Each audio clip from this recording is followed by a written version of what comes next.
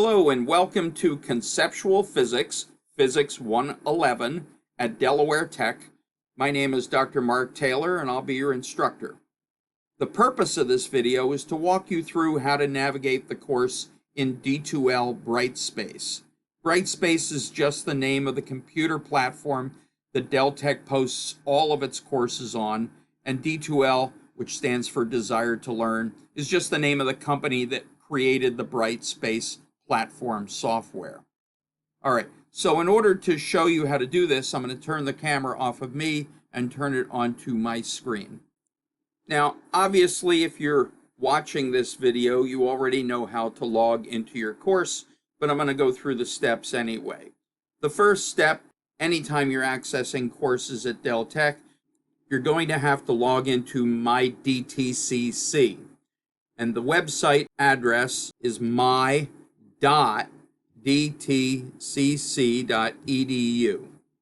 And you can either type that into Google or you can type it into the URL box at the top of your web page and click on it, and it'll ask you to sign in with your Dell Tech email and password. And I've already used my password many times, so it's using what's known as a multi-factor authentication. So I have an authenticator app that I highly recommend you put on your phone. The name of that is Authenticator, and you're going to add Delaware Technical Community College to that app on your phone in order to make the access to your courses much easier. And it's going to log me into the main MyDTCC page. I'm going to select from this blue menu bar on the left the third item, which is Courses/Brightspace. And this will show all the courses that I've put into this particular panel of courses. I can show current courses, I can show previous courses, I can pin whatever courses I want, and then I'm going to select the course that I'm taking if I was a student. And when you do that, the first thing you'll see is a welcome letter, and it will include some very important information, so please read the entire welcome letter. It was also included in an email that you should have received. I'm going to touch on most of these items right now. The top of the welcome letter mentions when your first class is. It gives the time, date, and location on the campus. It also says, please read the course expectations before class. This is extremely important. Read this document before you come into class and have your questions ready.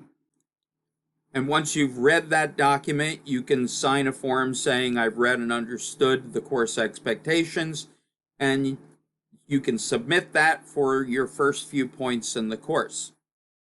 Next item on here says our textbook is free. This is College Physics 2nd edition. This is an online textbook through OpenStax, absolutely free to students. The course is a 15-week course if you're taking it in the fall or spring. It's a 10-week accelerated course if you're taking it in the summer. Expect to spend about 3 hours per contact hour. Contact hours are just how many hours I'm teaching, both in person as well as your online virtual labs. So that works out to 5 hours per week if you're taking it in the fall or spring. It works out to 7.5 hours per week if you're taking it in the summer. So 3 times that is 15 hours of study, roughly. Everybody's different in the fall and spring, or about 23 hours in the summer per week. Our week starts on a Monday, ends on a Sunday.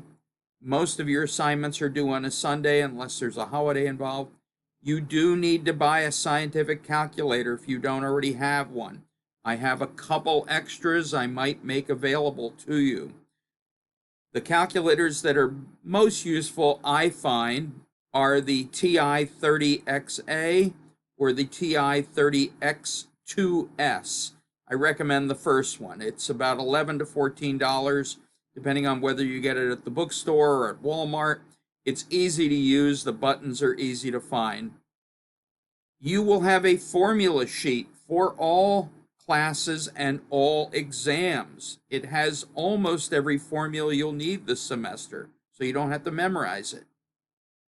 The exams will be generally 2 hours. Occasionally they might be 90 minutes, but usually 2 hours. And then afterwards we'll have a short lecture with the next material in the course. We have a final exam, but that final exam is absolutely optional. It is comprehensive, meaning it covers every unit in the course. If you have any questions, here's my email. We also have student hours. That's 2 hours a week on Mondays. If you email me by 2 p.m., we can set up a Zoom link and you can ask me any questions or bring me any concerns that you might have. In addition, every campus has a tutoring center. Here are Terry Campus's tutoring center hours and my hours. Every semester, my hours will change. So please check the schedule to make sure you know which hours are mine that semester. Now, in addition to this welcome letter, you're going to find the week 1 lesson plan announcement. This is what you need to do each week. But the weekly lesson announcement is only one of 3 places you can find everything you need to do this week. The lesson announcement, the schedule with active links, and the actual lessons in D2L. But I like to give weekly lesson plans so you know exactly what you have to get done. So I've already talked about how to log in to the course, and I strongly recommend you check your email every day. Not every week, every day. So each weekly announcement will include the dates of class. If there's no class that week, it'll have a message saying that. It'll list the topics, and these are active links so you could download the documents, but I'm going to provide hard copies to you in class. And here are the online lessons for each part of each unit throughout the course. In addition, I've created 3 completely optional math videos for those of you concerned about your math skills. One is on cross multiplying. It's only 11 minutes, and it will be extremely useful for all exams, but especially for the first 2 exams. The second one is on scientific notation and your calculator. It's a bit longer, but it goes through how to understand scientific notation as well as how to use it on your calculator. Everybody's buttons are different, and I try to show you all the different buttons that might be on your particular calculator. And then the third math video I provided is called Reciprocals in Your Calculator. Again, this is a shorter one, 14 minutes, and this will be particularly useful for part of Unit 4, but you can use it for any one of the units. It's how to calculate reciprocals very quickly on your calculator if you don't already know about the buttons available to you. You will also see headings for lab assignments for that week and homework for that week, and a notice if there's an exam or an exam coming up. So that's what you're going to see for the first set of announcements. When you get into the course, click on the content button at the top blue bar of your page. And when you do that, you're going to see all the materials for this page. I'm going to scroll up just a little bit here, and you can see in the table of contents there are a number of headings. There's Getting Started, which is a great place to get started, not surprisingly. And there are 2 main folders in here, Course Information and Student Resources. So Course Information has many of the documents you're going to receive as hard copies in the first day of class. The first item here is course orientation. That's the video you're watching right now. But we're going to go over a brief orientation in class. I'll give you a brief bio of my background. Course expectations, I'm expecting everybody to read these beforehand, and we'll go over any quick questions people have. I've already told you about the textbook that's online and available to you here. and the formula sheet. You'll get a copy of that. You'll get a copy of properties and parameters. This is just a list of the various physics properties and their abbreviations and their units you're going to use. You can't use this during an exam, but you can use it to prepare. And then I have 2 copies of a statement that just says I read and understood the course expectations. One is in Word format, one's in PDF, whichever is easier for you to manipulate on your computer and submit as a PDF file to the formative homework section, and you'll get credit for that. Now, if we look at the other folder in the Getting Started, Student Resources, there are 3 items. Learning with Technology, which is a page that gives you access to short courses on learning with various types of technology, computers, internet, etc. Technology Resources, which has a link to the help desk for IT. And then Student Resources, and you'll see there are links to the Math Center, the Writing Center. Math Center and Writing Center are both the Tutoring Center, and the Tutoring Center is also where I'll be tutoring physics as well as other sciences and math. There's a link to the library, academic advising, financial aid, the registrar, student life, career services, disability support services. Now, this is any kind of disability. If you think you might have a disability, including test anxiety, or visual impairment, or hearing impairment, or mobility impairment, please contact them. You can get some kind of accommodation that might help you throughout the course. So, in addition, we also have mental health services. We have financial resources if you're in need of finances to pay for things. And we have a food pantry. There's a physical food pantry on the 2nd floor of the Terry building on the Terry campus. They may even have lunches available to you for free if you're in need. It's really quite impressive list of resources that are available to you. I want to say for free, but you paid tuition, so you get the vast majority of these, if not all of these, for free as a student at Dell Tech. All right, I'm going to pop back out here. Now let's actually look at the course itself. And you'll notice the first item for the course itself is schedules.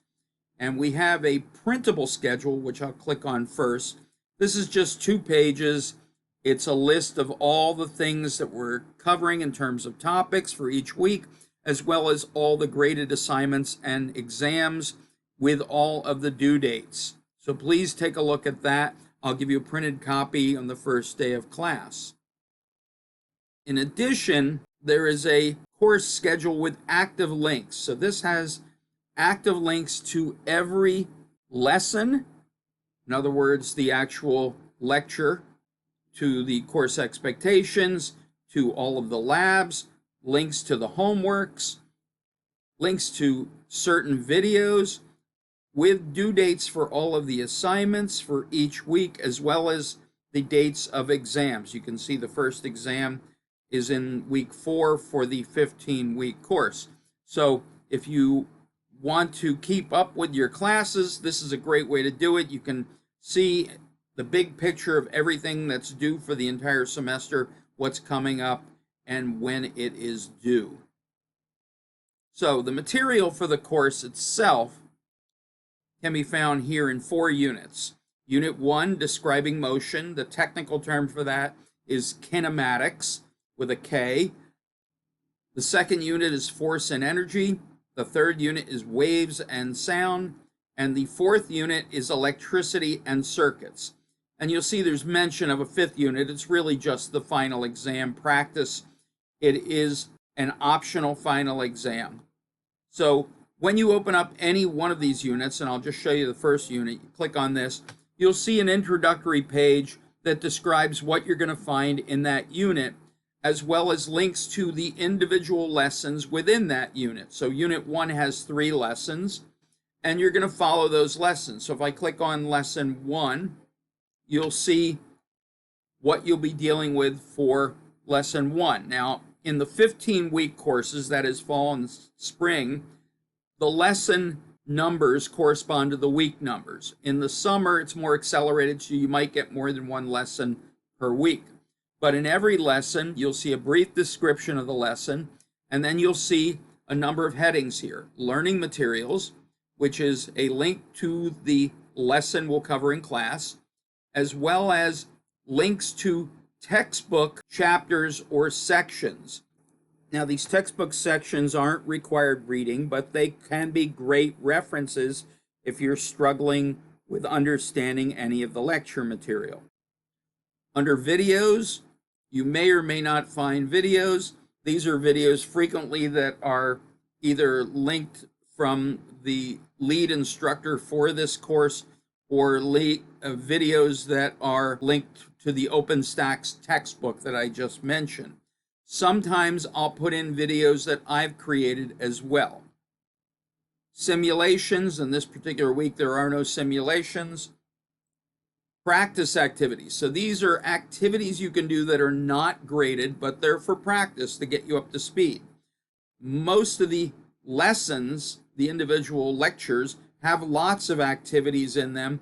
Anytime you see activities or questions within a lesson, there is always an answer key at the end of that lesson. And then finally, your graded assignments. So this is where you're going to find a list of homeworks, labs, exams, etc. And you'll see their due dates, and that these are all active links. So you could click on any of these and it'll lead you to what you have to do for that particular assignment. So if we go back to the table of contents, you have these 4 units that I mentioned earlier. You have the 5th unit, which is really just a review of the final exam.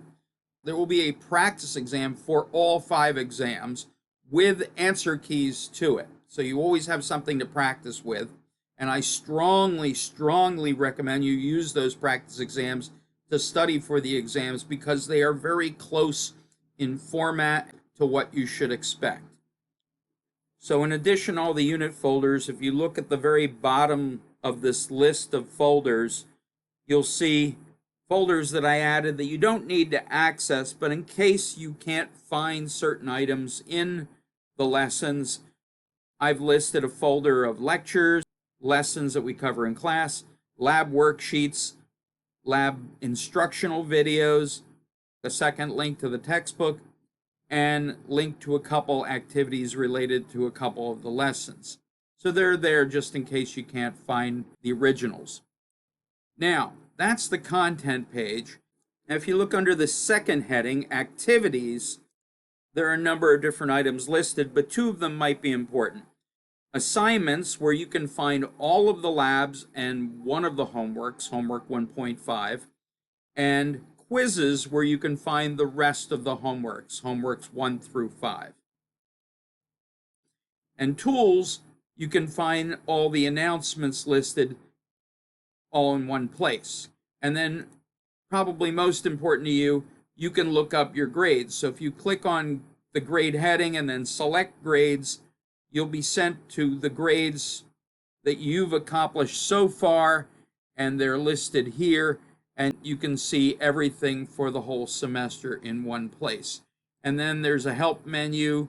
There's the DTCC technology help, that's the IT desk, online tutoring, which is separate from our tutoring, learning with technology, these are the courses that I mentioned, and student support, all the different support systems that are available to you as students. And if you have any questions, please do not hesitate to ask me.